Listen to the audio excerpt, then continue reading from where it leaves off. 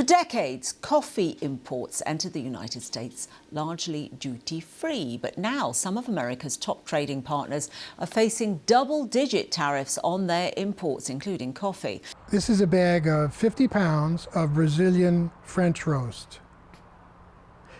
It would have been $147.50 before the tariff and $359.50 after the tariff. For decades, coffee has been the heartbeat of America's morning, but in 2025, that ritual collapsed. Coffee shop lights flickered on, yet shelves were bare. Supermarkets posted out-of-stock signs. Nurses walked into 12-hour shifts with nothing left but exhaustion. It began with a 10% tariff under the Trump administration. Then came the shock. Brazil, responsible for nearly 40% of America's coffee, announced an immediate suspension of exports. Overnight, an ordinary daily comfort became a national nightmare. Americans drink 400 million cups of coffee every single day, more than 146 billion cups a year. Yet domestic production covers just 0.1% of that demand. Hawaii, Puerto Rico, and a few California test farms are a drop in the ocean. The rest comes from imports, and Brazil has been the backbone. The White House just hit Brazilian goods, for example, including coffee, with a 50% tariff. Brazil is America's top coffee supplier, making up 30% of United States supply. For decades, it seemed unshakable. But when Brazil pulled away, the truth surfaced. America's morning ritual depended almost entirely on someone else's mercy.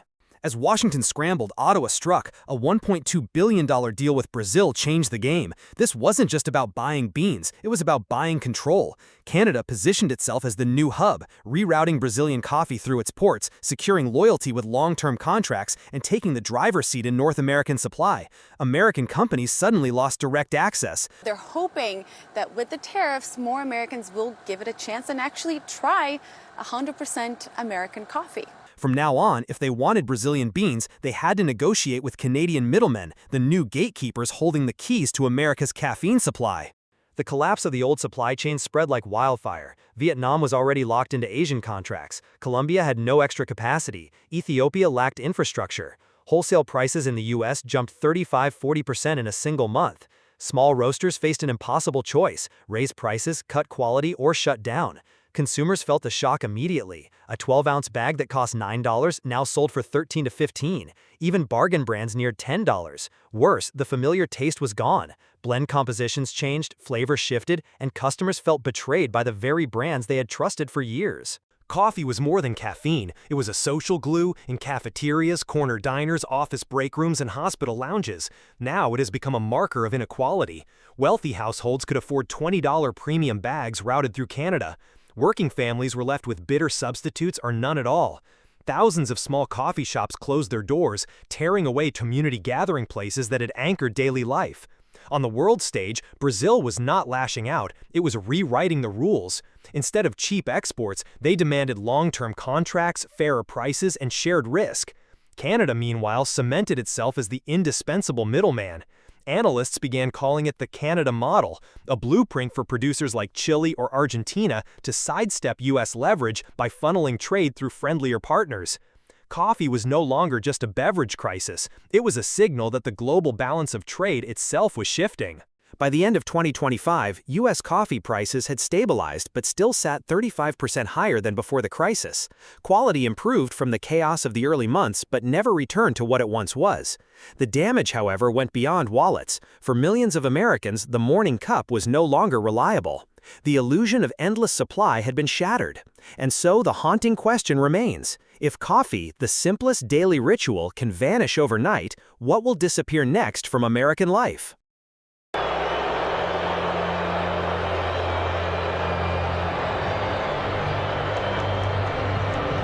President Donald Trump faced some booing from the crowd at the FIFA Club World Cup final.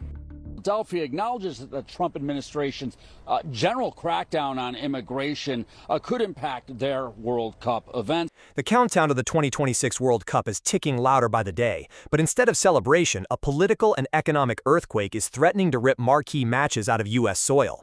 What should have been America's golden stage to showcase its soft power to billions is turning into a brutal stress test for the Trump administration's trade and immigration policies. FIFA isn't bluffing. With just 90 days' notice, entire entire blocks of group stage matches could be pulled from the United States and sent north or south of the border. And here's the chilling part. This backup plan is already locked and loaded. The cause? A web of tariffs and visa barriers tightening around every part of the tournament. Visas like fortress walls. 12 countries are outright banned from entering, including Iran, already qualified for the tournament. Tens of thousands of fans are raced from the stands with the stroke of a policy pen. For those still eligible, a $250 visa integrity fee and wait times stretching over 300 days have made attending the World Cup nearly impossible. Tariffs strangling the supply chain. Every steel beam for upper decks, every LED scoreboard, every floodlight system is stuck at border checkpoints under new rules. Costs are skyrocketing, timelines slipping by weeks or even months. Stadiums are being forced to cut features and swap in cheaper materials, the kind the world will see clearly on live broadcasts. We want them to come, we want them to celebrate, we want them to watch the game, but when the time is up, they'll have to go home. The result? A double disaster for both the economy and America's reputation. Economy. Billions in tourism revenue could vanish if matches shift to Canada or Mexico. Hotels, restaurants, and bars, geared up for a record-breaking summer, could instead face empty rooms, mounting debt, and staff layoffs. Tens of thousands of seasonal workers, servers, translators, security personnel would lose the income they counted on to cover months of rent, medical bills, or debt payments.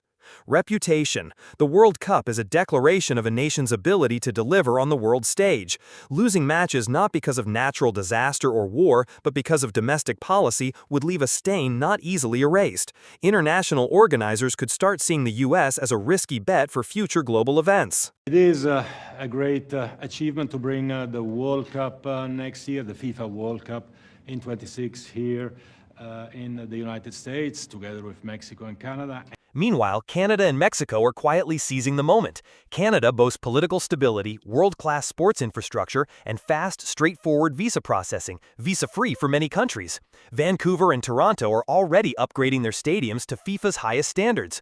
Mexico brings the pedigree of hosting the 1970 and 1986 World Cups, legendary venues like Estadio Azteca and BBVA, and an open-door entry policy for much of Latin America, fans who could fill stadiums with just a short flight. If FIFA pulls the trigger, the map of the World Cup will be redrawn. The U.S., once the centerpiece, could find itself pushed to the sidelines, watching Canada and Mexico take the spotlight. And this wouldn't just be a sporting loss, it would be a diplomatic collapse. The world won't remember who won the opening match, but they will remember how the U.S. lost it. In the game of soft power, the image of empty seats, relocated matches, and fans turned away at the border will outlast any highlight reel. The question now isn't whether America has the money or the stadiums. The question is, will the U.S. tear down the policy walls to keep the World Cup, or will it go down in history as the nation that lost it, not on the field, but in the meeting room? President, you gain 10 times more income for the average family than Joe Biden is because of your policies. And that's taken into consideration COVID, which a lot of times you don't have to do that. Prices are starting to rise for American consumers as President Donald Trump's sweeping tariffs on nearly all imported goods are kicking in. In just a few months, the United States has witnessed an unprecedented wave of supermarket closures. Walmart, the symbol of affordable groceries, is pulling out of dozens of communities, leaving behind sprawling food deserts where residents must drive for miles just to buy milk or a bundle of fresh vegetables. On the surface, the reason seems simple: falling sales, rising costs. But behind the scenes lies a tangled chain of causes, from President Trump's new tariff policies to escalating trade friction with Canada and Mexico to the cold, calculated profit strategies of retail giants. The Trump administration slapped new import tariffs on a wide range of food and consumer products under the banner of protecting domestic production. But the truth is, many of these products simply cannot be produced in sufficient quantities in the U.S., especially fresh produce, fruits, and certain meats. Instagram video by Mercedes Chandler shows price tags torn off old prices. $6.98 shirts now $10.98. Backpacks up from $19.97 to $24. When tariffs hit, import prices surged by 20 to 50%. Retailers were forced to either raise shelf prices or cut supply. Walmart, whose empire is built on the promise of low prices, faced an ugly choice: accept historically low profit margins or pull out of low-profit markets. They chose the latter. Canada, America's largest agricultural partner, retaliated with tighter import standards, from quarantine checks to traceability requirements to new permits, making it harder for U.S. goods to enter the Canadian market. Mexico seized the moment to strike deals with alternative suppliers, cutting its dependence on American farm products. The fallout was brutal. Millions of tons of goods piled up in storage, farm prices collapsed, but retail prices still rose due to distribution costs and tariffs stacked on top of each other. For Walmart, especially in low-income areas, the math didn't work. The easiest way to stop the bleeding? Close the doors. Walmart is not a charity. Every store runs on a strict profit formula. When logistics costs soared, thanks to tariffs and higher fuel prices, and consumer spending dropped due to inflation, rural and small-town locations became liabilities. You're absorbing the cost right now. I'm absorbing the cost. Will you continue to absorb the cost? No. No, I won't. I can't afford to. Corporate boards look at spreadsheets, not community maps. The result? Entire towns lost their only affordable source of fresh groceries with a single network restructuring announcement. Tariffs, higher import costs, higher retail prices, lower consumer spending, shrinking profit margins, store closures, the birth of food deserts.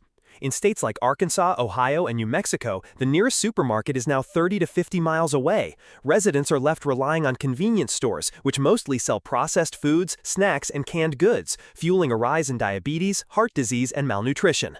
Trump frames this as a tough strategy to win trade advantages, but governors and mayors call it shooting ourselves in the foot. They warn that slapping tariffs and triggering retaliatory measures without strengthening domestic distribution systems is a recipe for localized food crises. The tension is clear. Washington plays geopolitical chess, while small-town America pays with empty shelves and rising grocery bills. The truth is, you don't need a hurricane or a drought to spark a food crisis. All it takes is a string of policy decisions and corporate strategies made without regard for the people they affect. From the White House to Walmart's boardroom, the numbers on a balance sheet have outweighed the basic human need for a meal. And when the last store in town shuts its doors, a food desert is no longer an abstract term. It's your home address. So here's the question. When policymakers and market giants treat your dinner table as just another data point, who will stand up for your right to eat? Since U.S. President Donald Trump signed an executive order on Thursday to raise the tariffs on Canadian goods from 25% to 35%, the reaction in Quebec has been mixed. So we must stand up and fight to protect our economy and our jobs. After years of simmering tensions, Quebec has just detonated a political bomb. Premier François Legault made a shocking public statement. We are assessing the possibility of organizing a new referendum on sovereignty. This isn't a vague political hint. It's an official signal of discontent, sent at a time when Quebec feels ignored, dismissed, and culturally erased by Ottawa. While the federal government struggles with Trump's trade pressure and growing discontent from Alberta, Quebec, Canada's cultural heartland, is now quietly preparing to walk away. Quebec is currently absorbing over 400,000 temporary immigrants, most of whom are managed under federal authority. Premier Legault has demanded a 50% cut, but Ottawa has offered no response. This growing pressure on infrastructure, housing, and social services is breeding public frustration. Quebec wants to accept between 25,000 and 45,000 permanent immigrants a year, depending on the results of consultations. That includes those in the Family Reunification Program, as well as refugees and economic immigrants. Meanwhile, Quebec passed Bill 96 to protect the French language, but Prime Minister Mark Carney hinted that Ottawa might support a legal challenge to the bill in Canada's Supreme Court. That was the last straw. Legault responded publicly, "I don't feel the love. I don't feel the concern from the federal government." This wasn't political outrage, it sounded more like a breakup speech. Quebec once played a pivotal role in helping the Liberal Party win the 2021 election, but since then, key industries, aerospace, forestry, and fisheries have been virtually ignored in Ottawa's national economic recovery strategy. While provinces like Ontario and British Columbia received massive funding and strategic partnerships, Quebec was left out, becoming what many now describe as the forgotten pillar of Canada. The message is clear. If we're not valued, why should we stay? Alberta, too, is heading for the exit. Premier Danielle Smith has announced a referendum on separation in 2026 and even lowered the signature threshold required to bring such a motion to vote. Quebec took notice. Parti Québécois leader Paul Saint-Pierre Plamondon hailed Alberta's move as a model roadmap for Quebec. What once seemed like isolated frustration is now a coordinated political undercurrent, one fueled by regions that feel betrayed by the nation they helped build. This is no longer internet chatter or symbolic protest. Quebec has established a constitutional committee, launched citizen assemblies, begun drafting legislative frameworks for a full sovereignty transition. Meanwhile, recent internal polls suggest support for Quebec independence has risen from under 30% to nearly 40% in just a few weeks. This is no fleeting emotion, it's a political movement with real momentum. For a long time, we've been talking about trying to separate from Canada. Now we're seeing that out in Alberta. For the people in Alberta who want to separate, do you have any tips for them on how to actually get the Canada? Our success so far does not place me in a position to give them tips about what to do, but I could give them tips about what not to do. So how is Ottawa responding? Prime Minister Carney continues to craft speeches, recycle slogans, and hopes silence will cool separatist flames. But neither Quebec nor Alberta is waiting. Quebec is no longer demanding attention. It is calmly and systematically walking out the door. And if Ottawa continues to rely on empty promises and reactive politics, then the question is no longer if Canada will split, but when.